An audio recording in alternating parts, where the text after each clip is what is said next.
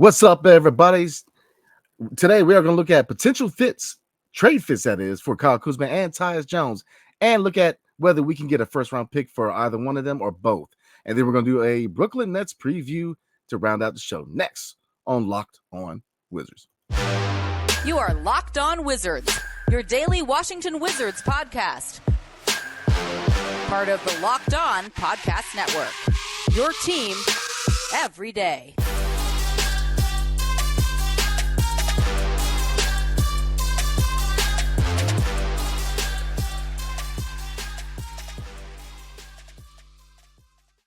What's good, everybody? It's your boy Brandon Scott again with my guy, the real Ed Oliver. And we appreciate you guys making Locked On Wizards your first listen every single day. We are free and available wherever you get your podcast and on YouTube, part of the Locked On Podcast Network, your team every single day. And tonight's episode is brought to you by PrizePicks, the easiest and most exciting way to play daily fantasy sports. Go to prizepicks.com/LockedOnNBA and use code all lowercase LockedOnNBA for our first deposit match up to $100. So tonight, y'all, we are going to look at potential fits for Kyle Kuzma and Tyus Jones. And we're going to look at, can we get a first-round pick for one or maybe both of them? And then we're going to do a preview for Friday night's game against the Brooklyn Nets. So let's slide into it. We're going to start with Kyle Kuzma, Clutch Kuz. So, question is, can we get it first for Kyle Kuzma first? And then what are the potential fits that you see for Kyle Kuzma?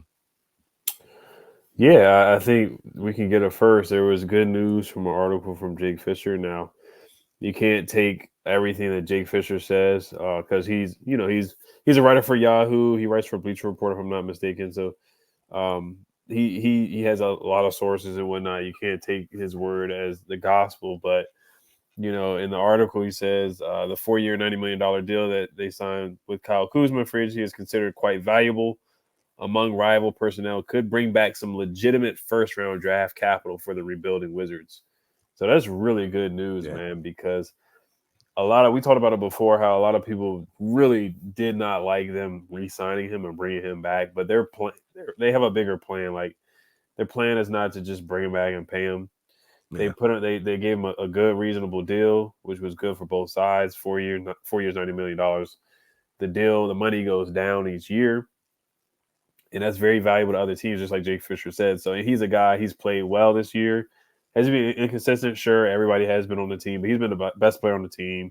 Yeah, he can get to the basket, he can pass, he can rebound. So there's so many things he can do, and so many ways he can help out a potential contender. He's won a championship before, so he has a championship pedigree. A lot of playoff teams like the Kings, they've been rumored to want Kyle Kuzma forever. He was supposed to be traded to the Kings, but he ended up getting traded here, and he said that in an interview he thought he was going to the Kings. So that's a team that could be a potential suitor. The Mavericks, they're always looking to add guys and add wings. So I think a lot of teams on the West Coast, the Pacers are reportedly looking for an athletic wing. Kuzma fits that. Not super athletic, but he can finish above the rim for sure and get to the rim. Sorry, guys, I'm under the weather, so that's why I missed the game last night. But, I love this article, man, because that's the whole point of a rebuild, is trying to get assets. And I know some people actually want Kuzma to stay. Like, I remember the tweet that came out a couple weeks ago. It was like, oh, his trade value is going up. He actually responded to the tweet. He was like, dang, y'all want to trade me, bro? And that was after the Pistons game where he had like 30 points and we won. So, but it's just a part of the business. It's a rebuild. It's a new regime. They're trying to get as much draft capital as they can. You didn't get a first for Porzingis. You didn't get a first for Brad. Yeah. So they're trying to get, draft capital with a higher pick. And I know second-round picks, they're nice and fine. But we really got to get some first-round picks. There's some talent coming up in this draft, not just this draft, but the year after. Oh, yeah. Guys like, Cooper Flagg and whatnot, and Boozer's son and some other guys. And then this year, you got Isaiah Collier and some other guys. So they need to load up on some draft picks. They got to get some young talent in here. We have a lot of guys who are veterans that are going to be moved. And we got to get some young talent up here and jumpstart this rebuild for sure. So I really like this article. And I always thought we could get a first, but I always thought it would be like a late first, like the 25th pick or something like that. It might be able to be maybe, like the 17th pick, or maybe even end up being like a late lottery pick. We'll see. So I think this is good news. Oh, it's definitely good news, man. But here's the thing, as far as front offices, you got to know when to strike the the stove when it's hot, man. You got to hit those deals when the time's right. It's all about reading the market. It's like the stock market. You know what I'm saying? Right now, there's teams are going to be calling for Kyle Kuzma and Tyus Jones. And I know we're going to talk about Tyus in a little bit, but there's going to be teams going to need a guy to either be that scoring punch, be that third or fourth scoring option, or come off the bench. He definitely can provide that. He has value.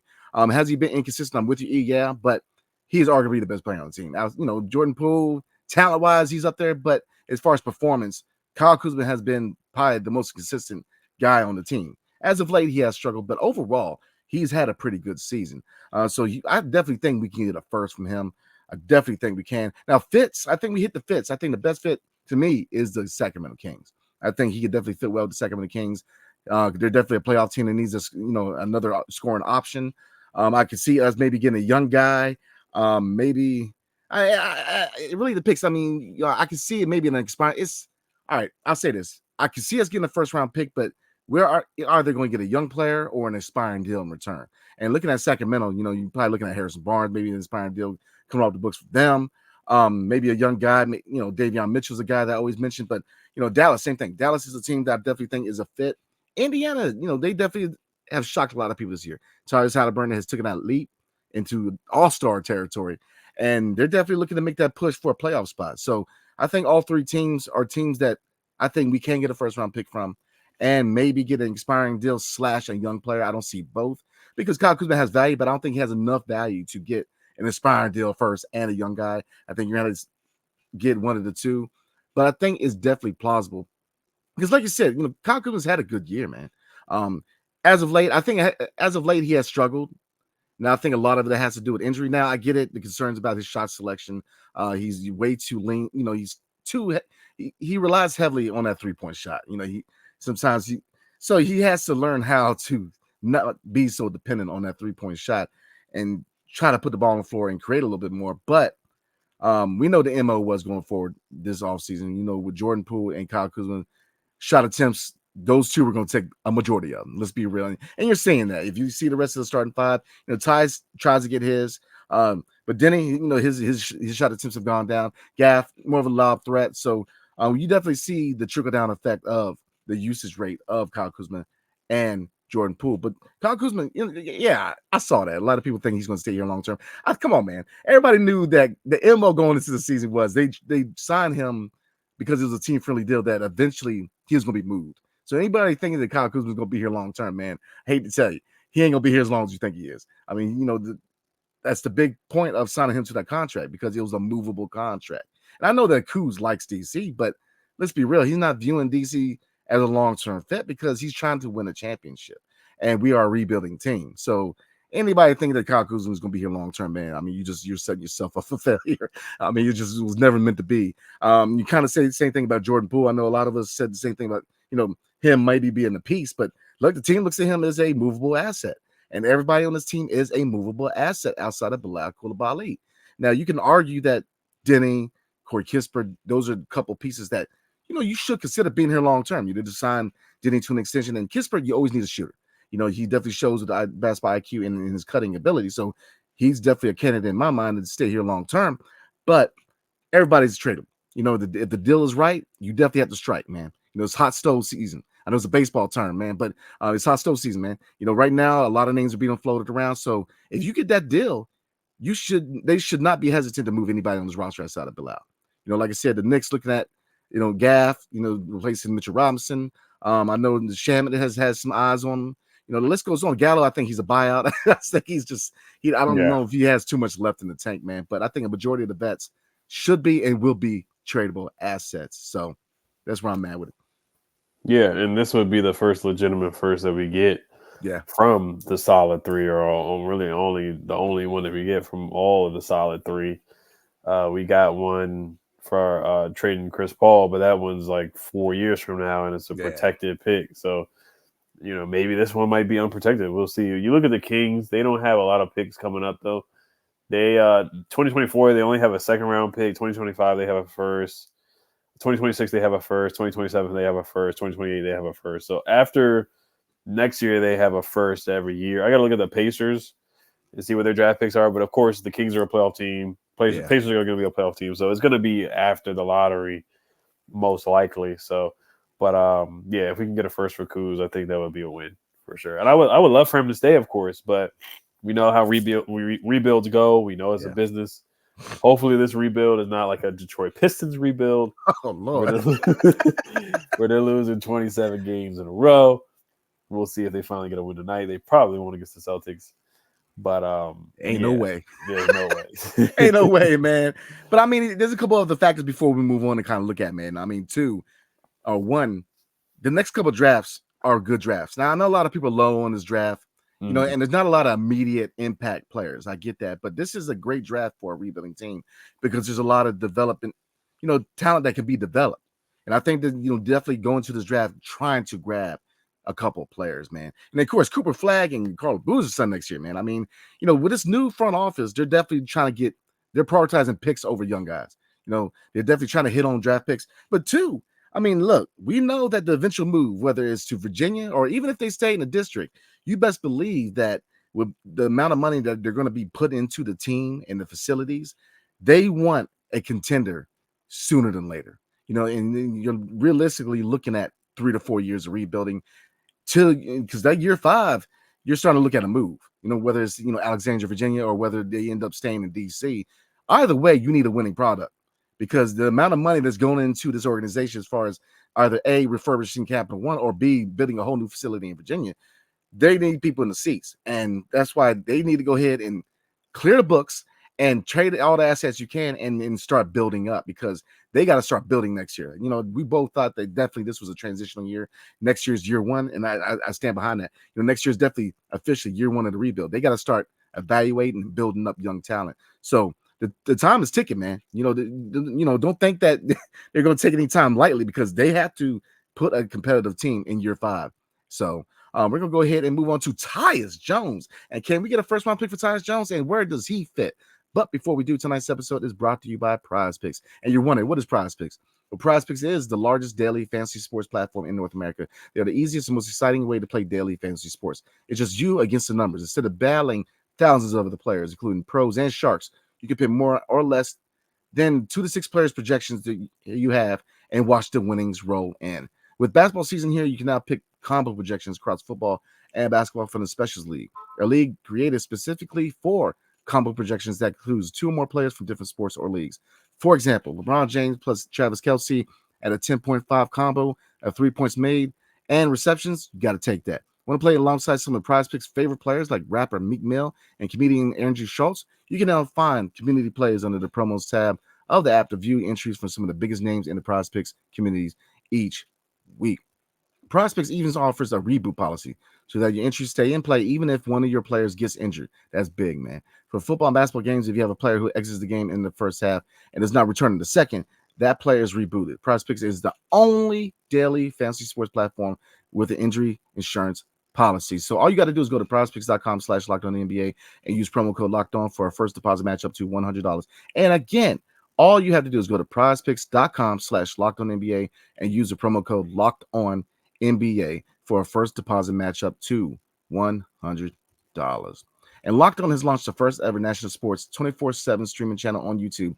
Locked On Sports Today is here for you 24/7, covering the top sports stories of the day with the local experts of Locked On, plus our national shows covering every league. Go to Locked On Sports Today on YouTube and subscribe to the first ever national sports 24/7 streaming channel. So let's slide into Tyus Jones.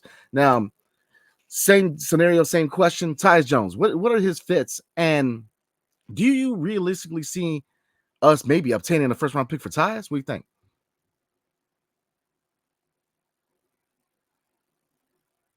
Oh, I think you're on mute, man. Yeah, sorry about that. There was another report that came out. There was a couple of reports about the Wizards. We were talking about this.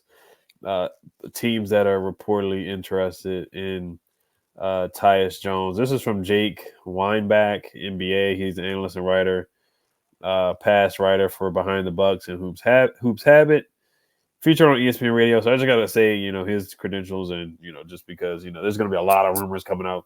Yeah. With the trade deadline coming up in a couple months in February.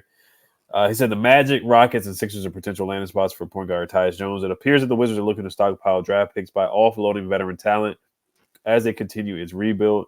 Tyus Jones will be a value asset on the market leading up to the deadline. So the Rockets, and the Sixers are definitely some interesting spots. The Magic, they have so many point guards. We talked about this, Yeah. Jalen Suggs, Cole Anthony, Markel Fultz is injured, so he should be coming. I'm not sure when he's coming back, but Anthony Black. They have so many guards. Gary Harris is a 2 guard, but they have a gluttony of Cole Anthony. I think I already said his name, but they have a gluttony of guards already on the roster. So it's kind of weird to see where Tyus would fit on the roster, but I don't see us getting a first round pick for him. But I think that I don't see that fit there. I don't see the value for either side, honestly. I don't see him going to the Magic. The Rockets is interesting. They do have Van Vliet. They do have Jalen Green. I know reportedly in the past there was some interest in Jayshawn Tate. Yeah. And they kind of have a log jam in that forward spot. So I can see like Jayshawn Tate in a second round pick for Tyus. Something like that. Maybe another play on the Rockets. Because, Tari Eason is playing really well. Jabari Smith is playing really well. They have Amen Thompson. Cam Whitmore's in the G League. No, they're not going to trade him to us or anything like that. They got Jabari Smith, Dylan Brooks. So they already have a lot of forwards on that team. So I can see them moving on from Jayshawn Tate potentially. That's not really much of an upgrade for us, but just trading Tyus, getting some value, and getting a second round pick. Maybe Jayshawn Tate, 2 second round picks, something like that. I could see something like that happening. So it's not going to be a sexy trade or a YU type of trade. I think it would be something more than what we got for Monte Morris, just getting a second round pick back. Because Tyus has played really, really well as of late. He's had some really good games. He had the triple-double. He has had a couple 20-point games. He's really hit his stride where he started off a little slow and inconsistent, but right now he looks really, really good out there and looks like he could really help a playoff team as a backup or potentially as a starter coming in. And then the Sixers, of course, he would be the backup to Tyrese Maxey. They got Melton. So they already have a good amount of guards there too. The Sixers, of course, if we get one of their picks, even if it was a first, I got to see if they even have any first available in the next couple of years. Yeah. But their pick would be pretty late. It would be most likely a second round pick or something like that. They always lose in the second round, so I can see something like that, especially with Embiid. But but yeah, I think what you're gonna get for Tyus is probably a second round pick in a player, or 2 seconds in a player. I could see something like that. I don't see you getting a first, even though he's playing really good basketball. But I don't think you get a first for Tyus at this point.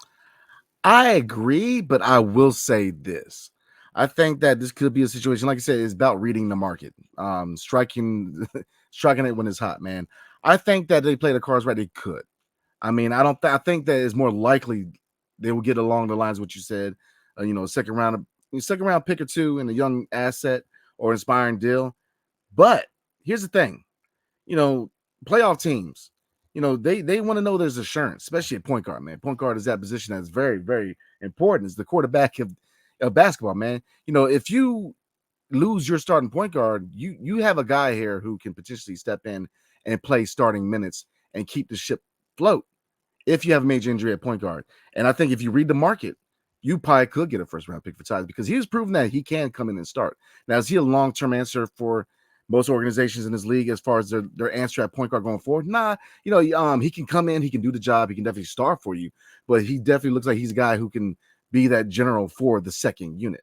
Looking at Houston, I think that's a fit. I think that, behind Van Fleet, they need a guy who could come in and run the show for the second unit. And because I think Houston, they got a good chance to be a playoff team, and they have a lot of young talent. I don't think they're going to be hesitant to maybe include a first round pick because, the way they're playing, it's going to be a late pick anyways. If you look at a lot of these deals for Kyle Kuzma and Tyus Jones, most of these picks, if not all the picks, are going to be late first round picks because they're all playoff teams looking for a scoring boost, or an example of Tyus Jones, a guy who, again, in the case of injury, you got a guy who can come in and you don't have major drop off from your starter to your backup point guard. You got a guy who can come in and be a starter. So I think if they hit the market right, find a situation where maybe a guy's hurt or you need some depth, you could possibly get it first. But I'm not saying to expect that. I think I'm, along the lines of what you said, second round pick and maybe young talent back is probably the most plausible outcome of a Tyus Jones trade. But I wouldn't say it's necessarily at zero that you couldn't get a first, because like I said, the thing about being a GM is hitting the market at the right time. You know what I mean? Finding those deals in the market. And I think that, Winger's trying to make those moves. Dawkins is trying to make those moves. They're definitely trying to flip everybody, and they're going to find those moves in the market. And I think, looking at Houston, who would I want? We were talking about Tate. I think, we've heard his name involved with potential trades for his organization. It feels like for 2-3 years now. Cam Whitmore, I know we were laughing about it, but is it possible? We'll see, man. He's in the G League right now, but I would still ask about him. But it's worth a try. Yeah, you might as well ask for Amen Thompson too. Oh Lord, yeah, they ain't giving up Amen Thompson, man. But I mean, look at Orlando. How many guards do you need now? But again, think about it, E. That could be. I don't really have a problem with Cole Anthony. I mean, he's not a guy defensively. He's not a big defender, but he's a change of pace point guard that he's young, fits the timeline. If they get a 3-team trade and they try to offload maybe 1 or 2 of their guards off the roster and then obtain Tyus, I could see that happening. Cole Anthony, I wouldn't be mad at. He's young. He fits the timeline. Markelle Fultz, local guy. I think he'd do well here. We'll see. Anthony Black can't go nowhere. I think he's definitely staying in Orlando. But I think, if they play the cards right, I think they could possibly try to get it first. But I think Tyus and Kyle Kuzma, man, they are the best 2 options again, the first round pick. And because after that is a drop off. Shaman, I don't see as a candidate for that. Like I said, Gallo, I think he's going to end up being bought out. DeLon, it remains to be seen. He's kind of ramping up because he just came back from injury. So we'll see how the next 3 to 4 weeks do for DeLon and his value. But we'll see. I think they are the 2 best options for us getting picks in return. But I think that just offloading all these veterans and finally giving a lot of playing time to the young guys after the deadline is the biggest win out of this. Because we could finally start giving minutes. We'll see Johnny Davis, man. We'll see if he ends up getting minutes after the deadline, man. I mean, right now, I don't think so. I don't think he's part of the division going forward. But, getting back to Tyus Jones and Kyle Kuzma, they're our best bet right now. They're our best bet getting additional picks. So, yeah, and looking at the Magic, they have Jonathan Isaac, but, because the Wizards need a big, but he's just so injury prone. So I wouldn't take a chance on him. Looking at the Sixers, they have Paul Reed. That's another big man behind Embiid, but he's so valuable to them because they don't have any backup bigs to Embiid really at all. They have Mo Bamba too, and they just signed Kenneth Lofton, who was waived. So I mean, the Wizards could have just signed him anyway. Oh man, he's available. So those are some of the guys that they got. They got Jaden Springer, so I wouldn't trade for him. But I would take a look at Mo Bamba and Paul Reed, but I don't think they're going to give up. I don't think they're going to trade any of those guys. And I do like Terquavion Smith. He's a young rookie for the Sixers as well. And they do have a couple first round picks coming up, but I think Tyus, you may get a late first, and that's really it, honestly. But then the other teams, the Rockets. Looking at the Rockets, they do have a couple of first-round picks. 2024, their first-round pick is not protected at all. So if the Wizards could get something, if the Rockets really make a deep playoff run and it's a late pick, I would take it. If it's like even the 25th pick or something like that, I wouldn't mind it at all. Yeah, I'm with you, man. I definitely think that there's a chance. So we're gonna get into a Brooklyn Nets preview for tomorrow night. But before we do, it's gonna holler at us about FanDuel tonight. Yes, sir. Today's episode is brought to you by FanDuel. As the weather gets colder, the NFL offers stay hot on FanDuel. Right now, new customers get $150 in bonus bets with any winning $5 moneyline bet. That's $150 if your team wins. If you've been thinking about joining FanDuel, there's no better time to get in on the action. Definitely want to take a moneyline bet on the Commanders game this weekend. The app is so easy to use. There's a wide range of betting options, including spreads, player props, over-unders, and more. So visit FanDuel.com/locked-on and kick off the NFL season. FanDuel, official partner of the NFL. So if you want to take that money line bet just to get some free bets, take the Niners this weekend over the Commanders. I would definitely do that. I think that would be an easy money line bet right there. Yeah, that's gonna be a heck of a game, man. Not for the Commanders, but definitely take the money line bet on the 49ers this Sunday at FedEx. So we're gonna get into the preview for the Brooklyn Nets game on Friday night. So I guess instead of keys to victory, we look at keys to development. That's our MO this year. So what are some keys to development that you see for Friday night against the Nets? Against the Nets, they have a deep team, and they got Mikal Bridges. They got some guys that have long experience like Cameron Johnson and Nicholas Claxton. Of course, they got Dinwiddie, and we know the rivalry between Kuz and Dinwiddie. We'll see if Kuz plays tomorrow night. I think Kuz should sit, honestly, and get some rest. We did lose both games against the Nets. Now, a big matchup really for development is I would take a look at Gafford again. Gafford's been playing really well as of late. He's played a lot better. But at the same time, last time he played Claxton, last time he played Dayron Sharp off the bench, they kind of got the better of him. Both of them had double-digit boards, which is unacceptable. There should not be two bigs in one game. Like, the backup big should not come in and have put up a double-double. The starting big, the starting, center, if he gets a double-double, sure, that's normal. But the starting center and the backup center getting double-doubles is just inexcusable. So I'm not going to say that's all Gafford's fault, but at the same time, I do think, he can definitely provide some more resistance there. And I think he's been doing that lately. He's been, rebounding well and playing with more physicality and just finishing above the rim like he always does. That's a big thing for me. Looking at some of the numbers, total rebounding, the Nets are third in total rebounds. They rebound the ball very well. Like, all their guys rebound. Mikal Bridges rebounds. Finney Smith, he's a good rebounder. Royce O'Neal, he's a good rebounder. So it's not just the big men rebounding. Like, the guards, they go out there and rebound the ball well too. So everybody's got to be physical and rebound. We're one of the worst rebounding teams in the NBA. So that's just a simple way to look at it. The Nets shoot the three ball well as well. 3-point percentage, there's 6 in 3-pointers. So we got to defend the 3-point line. Bilal, Denny, we need them to show up defensively and get some stops, defend the 3-point line. And just rebound. That's a huge thing right there. Overall for the team, the Nets are 10th in blocks. They don't steal the ball out. They're 30th in steals, 6th in 3-point percentage. Talked about that. And offensive rebounds, they're 5th as well. So they get a lot of rebounds. So that's going to be a huge thing, man. If they dominate us on the boards like they did in the last 2 games, then it could get ugly like it did against the Raptors the other night. But we played them really close the first game. So keys for development: Bilal, be aggressive. Look for a shot. Can we get him the ball in some advantageous spots, like coming off some screens, running some plays for him offensively, letting him bring the ball up after he gets a rebound. The Nets, they play a slow game. They're 20th in pace because of Dinwiddie, so they play a slow game. They're not trying to run the floor. So if we can make Dinwiddie run and make them run, then maybe we can go into an early lead. I'm not saying we're going to win or anything like that, but we can be competitive. So I'm looking at Bilal. I'm looking at Denny. Denny had a better shooting game, 12 points. Against the Raptors. I want to see more consistency from him, better rebounding from Gaff, and more consistency from Jordan Poole. Jordan Poole has put some good games together too. Same thing with Tyus. So those are the things I'm really looking at. Yeah, I agree on all points, man. Looking at the paint, they've got to control the paint early. The matchup versus Nicholas Claxton is definitely a matchup I'm looking for with Gaff. And I know right now he's day-to-day, but looks like he's ramping up the play. So I definitely want to see him win the battle of the boards versus Nicholas Claxton. Because like I said, Gaff looks like he's gained about a little bit of muscle, man. At least 5 pounds muscle. He's trying to get in there and start messing around with these more athletic and bigger bigs, man. So I think that if you look at Claxton, he's more of a tweener. I think it's a favorable matchup, but he's got to control the battle of the boards. He has to. And obviously, it's not just on Gaff. It has to be a team effort, but he's that one guy we look at that we expect him to average a double-double. So I definitely want to see him eat against Claxton.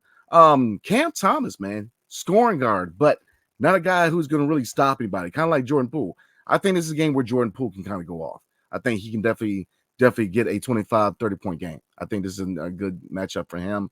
The bench, I'm with you. I want to see Bilal and Kispert eat off the bench. I want to see Kispert, definitely hitting those jumpers, man. But Bilal, I want to see a lot more aggression for him, especially driving the lane, man. But yeah, they definitely had to put him in a position to succeed. Definitely, I'm not saying play a bunch of plays for him, man, but definitely try to get him more involved in the offense. He shouldn't be an afterthought of the offense. We got to see, what he can do offensively. So I'm going to see him get more aggressive, especially downhill, try to draw some fouls. Same thing, Kiss, I want to see Kiss get very aggressive on the perimeter. Denny, again, I want to see him a lot more aggressive, especially, driving the lane, try to draw him a lot more fouls, man. He's got to work on his finishing. I feel like he has regressed a little bit offensively. I will say that. I do have hope that he can get better offensively this year. Like I said, the confidence with the shot is there, but he has regressed a little bit. As far as finishing, he's got to get better with finishing, especially through traffic and through contact. But so I want to see him a lot more aggressive. But yeah, like you said, this is a good rebounding team. Tyus Jones, the matchup with Spencer Dinwiddie, as much as I dislike the guy, he is a bigger point guard. He's definitely going to give him some fits at point guard. Dinwiddie is a point guard with some size, man. Cam Thomas against he's a scoring guard. Mikal Bridges is going to be a booger at wing, man, for Denny. It's gonna be intriguing to see their matchup, man, because they're kind of similar. Mikal Bridges' 3-point shot is obviously a lot more consistent, a lot better than Denny at this stage of his career. But that's gonna be an intriguing defensive matchup. So, like I said, I'm not saying we're gonna win, but I think the biggest thing I'm looking for in this game is effort. We have not seen like good effort on a consistent basis. You'll see games where we're close, we keep it close, we're playing hard, and then the next game, like the last game against the Raptors, it's like they put their head down, they'd already checked out. So, culture. We say it every episode. We've heard it from the organization as far as from Wes Unseld Jr., from the front office, even from ownership, trying to build a culture for the foundation of this team going forward in the rebuild. Culture is playing hard. Don't take games off, man. For the veterans who are trying to get moved elsewhere, show some effort, man. They gonna give you what you want. Let's give them some time. Mm-hmm. Look, we about to go into January. Look, the trade deadline's in the first week or so of February. So, I mean, look, the deadline is on its way. We're looking at, probably 40 days, 40 some days till the deadline. So it is definitely on its way here. So play hard, man. Because I stressed it last episode, man. Look, people take time and money to go watch these games, man. Don't check out. You got people that are still trying to show support, even though we've only won 5 games. There's a lot of loyalty here. Man, show the loyalty back. Play hard. People are spending the economy ain't looking too good, man. People hurt right now. People that are spending the money on tickets, man. When you don't play hard, what's that to tell people? It gives the wrong message, man. So that's where I'm at. I'm gonna see some effort, and I think that we play them hard. Who knows? I hate to use a football term, but any given Sunday. But look, any game, man. You know what I'm saying. So we're gonna go ahead and roll from there, man. Before we roll, you had anything else you want to cover real quickly? No, yeah, the Nets, they're not a good defensive team either. Nicholas Claxton most likely will not be playing. I just looked at their last game. He didn't play. A lot of their guys didn't play. There was some talk about they like sat a lot of guys. Like, look, it was kind of weird. Like, a lot of their minutes were very, very limited. Like, Mikal Bridges, he only played 12 minutes last game. O'Neal only played 10 minutes. Sharp played 16, and the Cam Thomas only played 12 minutes. So I don't know what they were. I guess low management last game. I don't think they're going to do that tomorrow. I think they're going to play their full, minute potential. But they're not a good defensive team either. They gave 144 to the Bucks. So this could be a high scoring game. It certainly could be. They gave 144 to the Bucks. 126 to the Pistons, 115 to the Pistons, 122 to the Nuggets, 121 to the Knicks, 125 to the Jazz, 124 to the Warriors and Nuggets, 124 points. So they give a lot of points.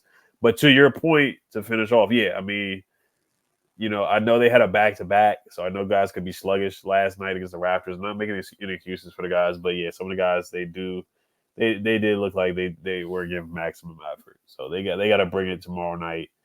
Against the Nets, that's what I want to see effort. Even if it's a loss, at least dive on the floor for a loose basketball, rebound, be physical out there, front the floor. So those are the things we're looking for.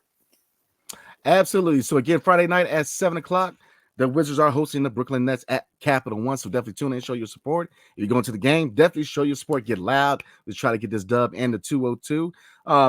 Locked On has launched the first ever national sports 24/7 streaming channel on YouTube. Locked On Sports Today is here for you 24/7, covering the top sports stories of the day with the local experts of Locked On, plus our national shows covering every league. Go to Locked On Sports Today on YouTube and subscribe to the first ever national sports 24/7 streaming channel. Wherever you get your podcast, definitely a 5-star review is much appreciated if we deserve it. On the YouTube side, definitely like, subscribe, comment below. Let us know what you guys think. What is the best fit for both of these guys? And do you think we can get a first-round pick for Kyle Kuzma and or Tyus Jones? And if you're not a member of Locked On Wizards, definitely consider, man. We got a lot of good content coming your way, and we're going to chop it up with you guys like we always do. So I hope everybody has a blessed weekend. Now, the recap for the Nets game will be Saturday night as opposed to Friday night. You know how we do. So Saturday night, man, around, what do you say, Eve? 8 o'clock? Probably around that time. Yes, sir. Got you. So, 8 o'clock, man, Saturday night, definitely tune in, man, and chop it up with us, man. We're going to do a recap of Friday night's game of the Brooklyn Nets. So, again, hope everybody has a blessed weekend. We will see you Saturday. Hail to the Wizards, and peace. See you guys next time.